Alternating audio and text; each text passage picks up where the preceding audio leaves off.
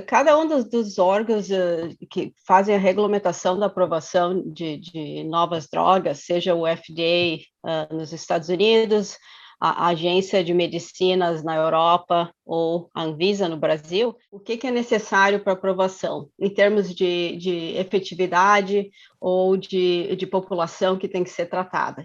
Então, talvez por isso, alguma das diferenças em termos de tempo para aprovação.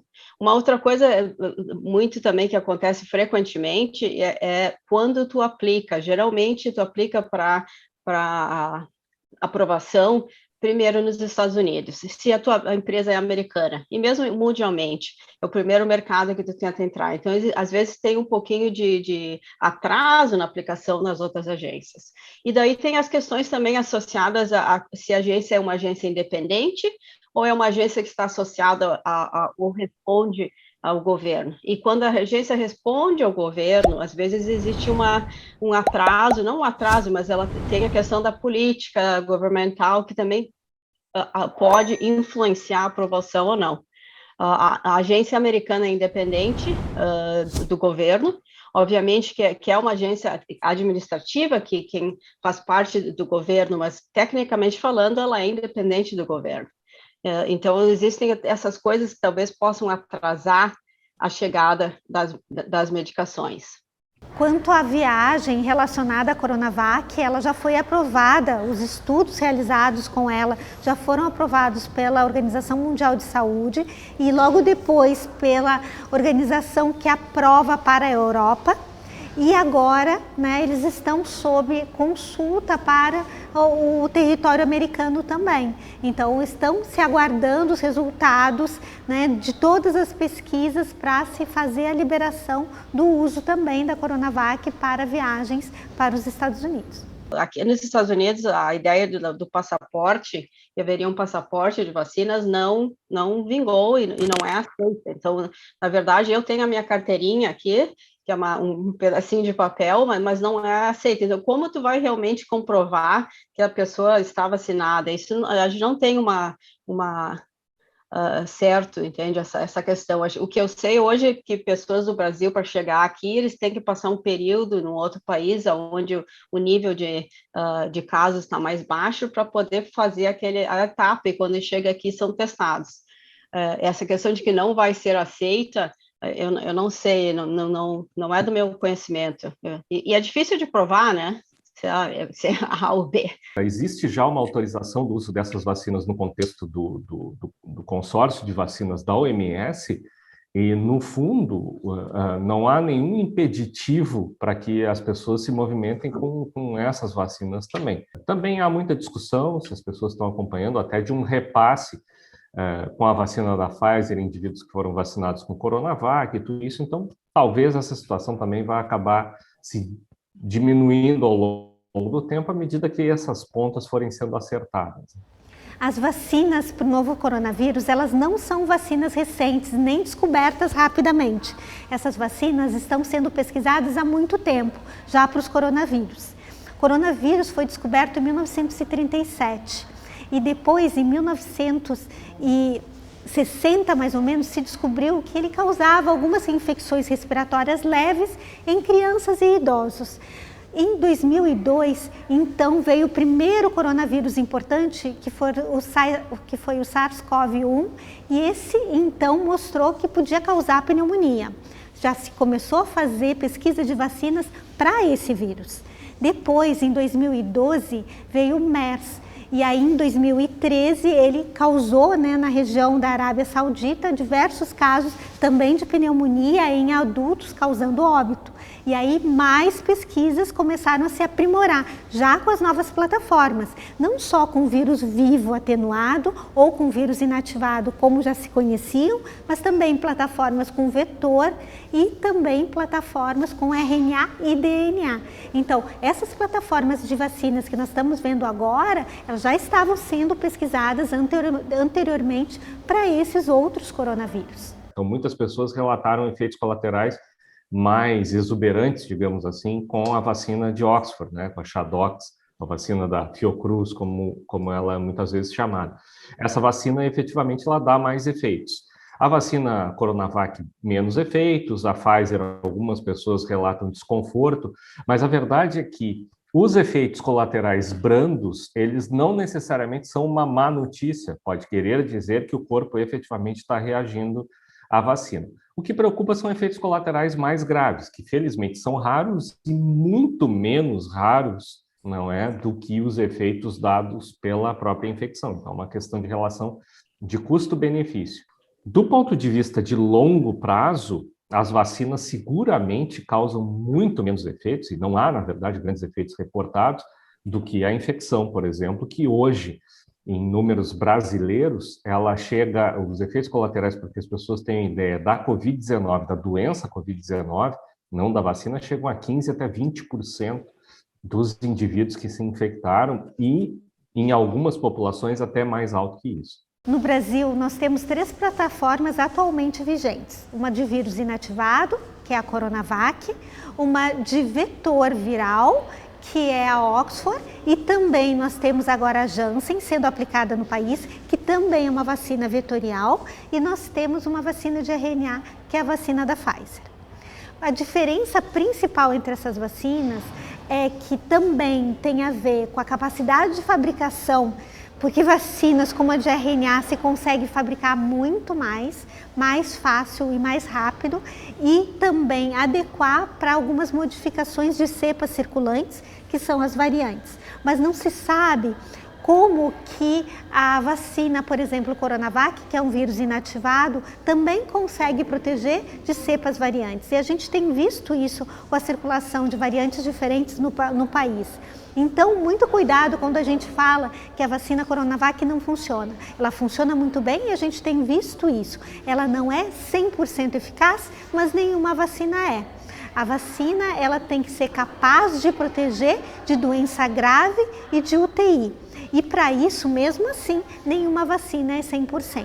Então, nós temos eficácias que variam de 85% até 95% entre essas vacinas. Nenhuma é 100% eficaz e nenhuma é tão ruim que não consiga proteger. Algumas protegem mais, como as de RNA, para transmissão de doença e doença leve, do que as vacinas inativadas. Mas ainda nós estamos estudando sobre essas vacinas e nós não sabemos, na realidade, o quanto de imunidade celular e humoral, que é o tipo de anticorpo que a gente vai fabricar ao receber essa vacina, a gente ainda está estudando o quanto eles protegem.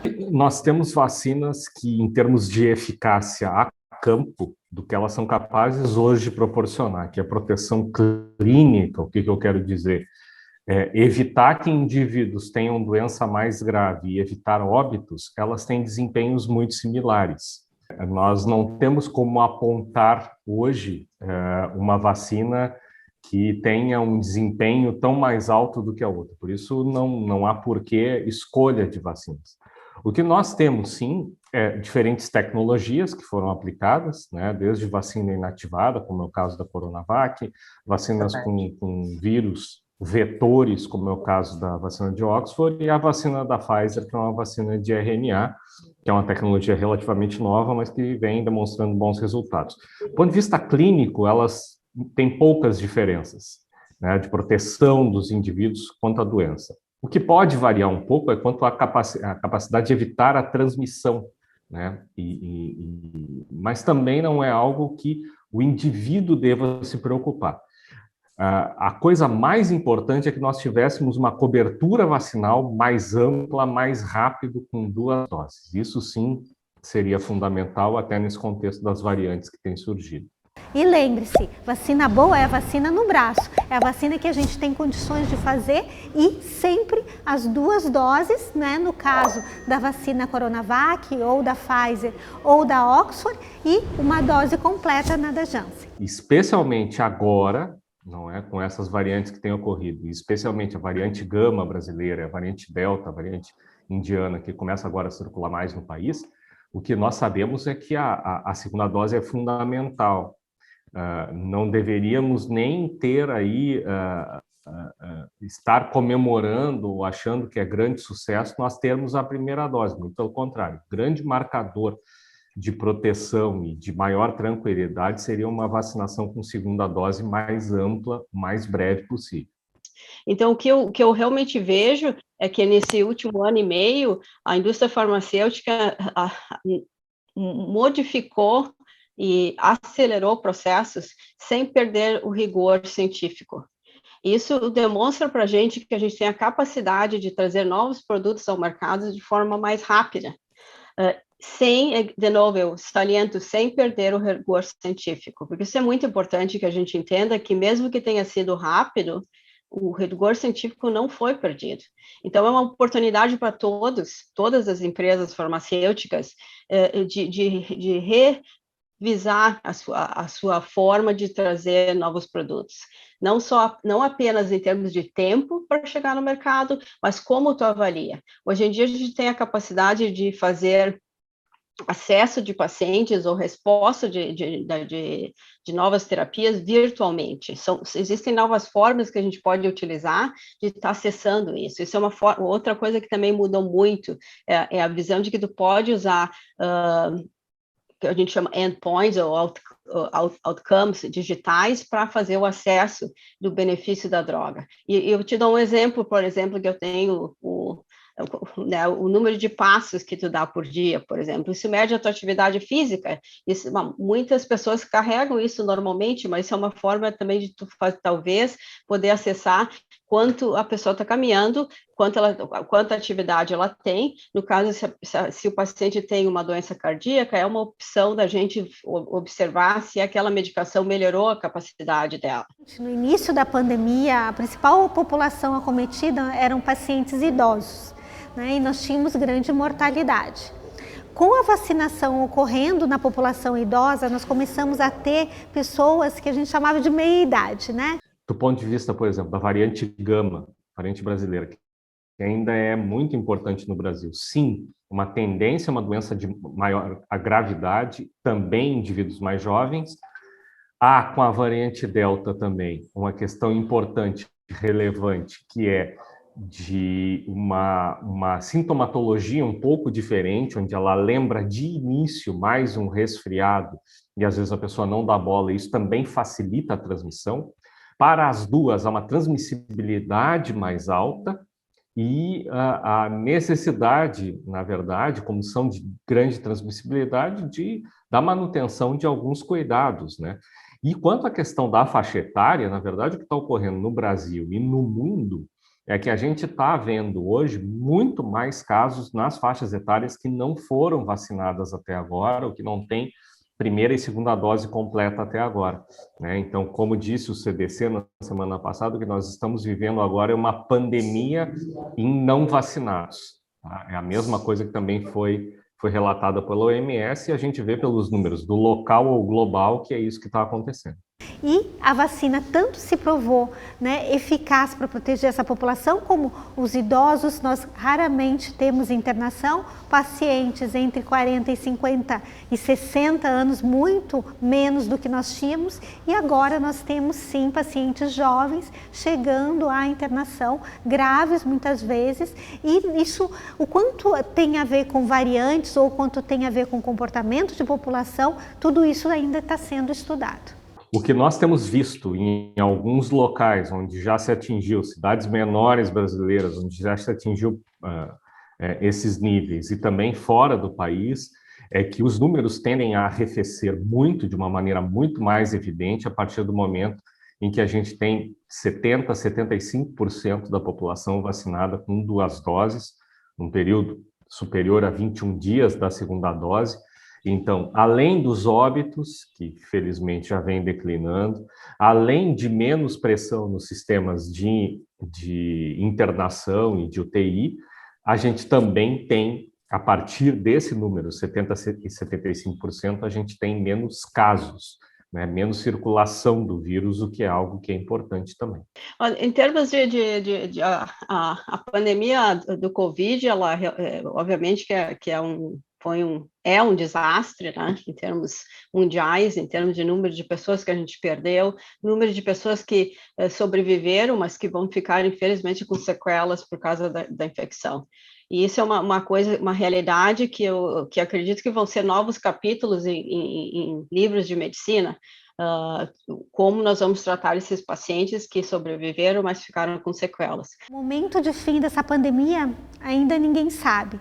Nós ainda nos surpreendemos com esse vírus, que nós achávamos que nós teríamos uma resposta contra ele mais rapidamente, em 6 meses, em 1 ano, né? Nós já estamos finalizando daqui a pouco o 2º ano de pandemia e ainda sem grandes respostas. Nós temos as vacinas, nós temos os cuidados, ainda não temos tratamentos à disposição do público eficazes, nós ainda temos tratamentos em pesquisa, então a gente ainda tem uma longa estrada pela frente. Nós não sabemos como será esse novo normal a curto prazo. A gente imagina que nós precisamos de vacinas seguras e eficazes para toda a população para conseguir conter esse vírus e suas variantes. Uma coisa que é certa é que virão outras pandemias. Por que nós dizemos isso? Porque nos últimos 30 anos nós tivemos a invasão na espécie humana de diversos vírus novos. Da onde que vem isso? Vem de vários elementos. Vem porque a gente destrói hábitats onde espécies viviam numa densidade populacional X, onde, por exemplo, esses vírus lá na natureza praticamente não se transmitiam, porque ocorriam em grupos muito isolados. Agora não. Cada vez tem menos áreas para as espécies viverem. Então, esses vírus, eles se transmitem, provocam doença dos animais originais em grande quantidade, eles aumentam o seu número, né, se multiplicam muito e acabam chegando por diferentes vias na espécie humana. A outra coisa é que o nível de poluição hoje dos recursos hídricos, do ar, do solo do planeta é tão alto que ele também leva a uma outra questão, que é uma imunossupressão, uma diminuição na capacidade de resposta imune também das espécies silvestres, que permite ainda mais que esses vírus vírus que estão lá originalmente com eles, venham a se multiplicar muito e acabam chegando aos seres humanos em algum momento. Então, infelizmente, as condições de ruptura com os sistemas de controle, né, de homeostase, de equilíbrio do planeta ao longo das últimas décadas é que trazem, infelizmente, a evidência, né, inúmeras pandemias, não com a mesma gravidade e intensidade desta, mas que ocorreram ao longo dos anos, incluindo do próprio vírus SARS original até a Zika, chikungunya, vírus que praticamente não ocorriam, se tornaram pandêmicos, não é? Tudo isso, e muitos outros fenômenos, né, nos dão a certeza de que, infelizmente, com o atual modelo de ocupação do planeta que nós temos, teremos outras pandemias mais para frente. Mas todo desastre ele é uma oportunidade para a gente também melhorar e achar soluções, porque tu não tem tempo, né, para achar uma solução rápida para resolver. Então, todo mundo se focaliza como que a gente vai resolver este problema de uma forma efetiva, rápida e mantendo a integridade em termos da pesquisa que tu tem que fazer para chegar e atender esses pacientes. Eu gostaria que ficasse um entendimento mais alto das pessoas, primeiro, da importância da investigação científica para resolver problemas, da necessidade de determinados cuidados com higiene, com saúde, né, do ponto de vista individual e populacional, por exemplo, uma confiança maior nas vacinas, né, um entendimento melhor de como se dá o processo científico, da necessidade de uma mensuração adequada de resultados, seja sobre medicamentos, seja sobre diferentes procedimentos, e que nem sempre a ciência traz as soluções mais fáceis, mas que ela é que traz as soluções. Isso que eu gostaria que fosse o legado. Do ponto de vista prático, que nós tivéssemos ao longo do tempo o mesmo nível de investimento que nós tivemos, por exemplo, em alguns setores do sistema de saúde que nós tivemos durante a pandemia, né? A gente teve regiões no Brasil onde se instalou 6 vezes mais UTIs. O Sistema Único de Saúde, através do Programa Nacional de Imunizações, né, que é o nosso PNI, ele oferta para a população 19 vacinas diferentes, né, que vão proteger das principais doenças que nós chamamos de imunopreveníveis, que conseguem ser prevenidas com vacina. E por que isso é tão importante? Porque a população nem sempre tem condições, né, de comprar a vacina necessária para se proteger. Não existe sistema de saúde perfeito, porque não existe economia perfeita ou sociedade perfeita. Então, cada sociedade tem que achar a melhor forma de dar acesso à saúde aos seus cidadãos. E é muito importante a gente ter em mente que existe uma parcela da população que vai depender do governo ou de um sistema unificado para poder ter acesso a esses serviços, independente do lugar que a gente converse, seja nos Estados Unidos, seja no Brasil, seja na Europa. E se a gente olha o exemplo americano, a gente sabe que tem uma parcela da população que não tem acesso à saúde por ser um sistema basicamente privado. Nós vemos o exemplo da Europa em países como o United Kingdom, né, onde eles têm sistema unificado, a França tem sistema unificado, e eles são bem-sucedidos. A mesma coisa no Brasil, nós temos o Sistema Único de Saúde que atende a população. Esses sistemas são perfeitos? Não, nenhum é perfeito, mas tem muitas coisas boas sobre ter um Sistema Único de Saúde. E eu acho que é importante a gente lembrar que provavelmente 90% da necessidade em termos de saúde da população é de atendimento básico. O Brasil sempre foi referência em imunização. O Plano Nacional de Imunização, nosso Programa Nacional de Imunização, ele começou em 1973 e desde então ele sempre foi reconhecido no mundo inteiro pela sua quantidade de vacinas que oferece gratuitamente para a população. Hoje nós temos mais de 19 vacinas gratuitas para a população. O Butantan e o Fiocruz são duas organizações ou institutos que têm renome internacional em termos de produção de ciência com alta qualidade e rigor os produtos e publicações que eles têm. O Butantan e a Fiocruz são exemplos de institutos que fabricam vacinas no país, e não só vacinas, mas outros imunobiológicos como soros, né, que são muito importantes para defender a nossa população de diversas doenças. E às vezes doenças que nós temos principalmente no Brasil, como por exemplo febre amarela. Então, nós temos institutos nacionais que são de grande orgulho. O Butantan é conhecido mundialmente por causa principalmente dos seus soros e de vacinas, e a Fiocruz, que além de vacinas também fabrica medicamentos, né, e traz para a população também diversas orientações e ensino em educação continuada sobre também como tratar doenças infecciosas e também sobre imunização. Especialmente em termos de vacinação.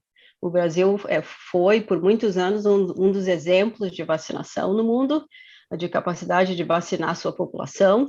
Olha o exemplo da polio, mas exemplo de outras coisas que o Brasil erradicou antes de outros países, tem o caso da tuberculose, enfim, a gente pode listar várias coisas que o Brasil foi sempre considerado um país de ponta na imunização dos seus cidadãos. E eu acho que isso aí também está bem associado ao fato de ter instituições como o Butantan, Fiocruz, dando aquele acesso à ciência, né, com alta qualidade. Então, eu acho que uma mão abraça a outra no sentido de resolver esse problema. Atualmente, as pessoas estão muito interessadas nas vacinas contra a Covid e acabam esquecendo das vacinas que a gente precisa para o dia a dia. Então, tanto as vacinas de calendário por faixa etária, como na criança. Tem muita criança que nesse período de pandemia não começou nem seu calendário vacinal, porque foi dito que não se deveria sair de casa. Então, muitos pais levaram isso super a sério e durante todo o ano acabaram não vacinando seus filhos, até filhos no primeiro ano de vida, que é um período muito crítico e também muito importante de se fazer a imunidade. Quando ocorreram os últimos grandes problemas, houve fomento para a pesquisa. O problema é que a coisa mais grave é que quando passa o problema, muitas vezes a investigação científica, a pesquisa é esquecida. Então, o nosso problema hoje seria conseguir ter mais continuidade no investimento, né? Se isso ocorresse, nós teríamos, por exemplo, muito mais velocidade na resposta. Veja que projetos que vão de vacina, no Brasil, vão de vacinas até a própria caracterização genômica do vírus e outros muitos projetos. Eles se intensificaram apenas nesse ano. Por quê? Porque há uma morosidade na liberação dos recursos, os grupos não têm reserva anterior, né? E se tivesse, não teria essa morosidade. A gente teria a mesma competitividade, quem sabe poderia ter até vacinas feitas, etc., como outros países fizeram rapidamente. Porque expertise, entendimento das coisas para fazer não falta nas universidades brasileiras. O pessoal não falta, às vezes nem infraestrutura não falta, mas falta aquele dinheiro do dia a dia, de material de consumo, bolsas para as pessoas trabalharem, e isso é que a gente tem medo. Nesse momento a gente está bem, quando acabar a pandemia não sabemos. Fazer pesquisa é algo bastante complicado no nosso país, nós temos muito pouco investimento em pesquisa. As bolsas de pesquisa geralmente elas são dadas para pesquisadores já conhecidos, para instituições geralmente públicas. Então, fazer pesquisa na Universidade de Caxias do Sul, a gente consegue com o apoio da universidade, mas muitas vezes a gente não consegue fomento, que é como a gente chama essa verba que vem, né, o budget externo, é muito complicado. A gente acaba tendo que fazer parcerias com diversas outras universidades, entrar em estudos multicêntricos para então conseguir ter um estudo que seja reconhecido, né, uma carreira na área de pesquisa reconhecida. O sistema de saúde americano é um sistema, na sua maioria, privado, onde a maioria das pessoas que tem uma medical insurance, que tem seguro de saúde, elas recebem ou têm acesso via o seu empregador. Então, essa é a maior forma que as pessoas aqui têm um seguro de saúde. O que acontece? Se tu trabalhas por uma empresa de pequeno porte aqui nos Estados Unidos, ou se tu é um agente liberal, ou seja, que tu trabalha por conta própria, tu não tem acesso a um plano de saúde. Essas pessoas não necessariamente vão qualificar para ter o plano que o governo oferece, o americano, para as pessoas com baixa renda. Então, existe uma grande parte da população que não é atendida. Essas pessoas, elas vão, se tiverem uma emergência, sim, elas vão ser atendidas na emergência, porque é a lei americana. A partir daí, tu estás sem nenhuma condição de continuar. A medicação é extremamente cara, tu não tem como fazer um segmento da tua doença crônica, e muito importante, é a maior causa de falência pessoal nos Estados Unidos.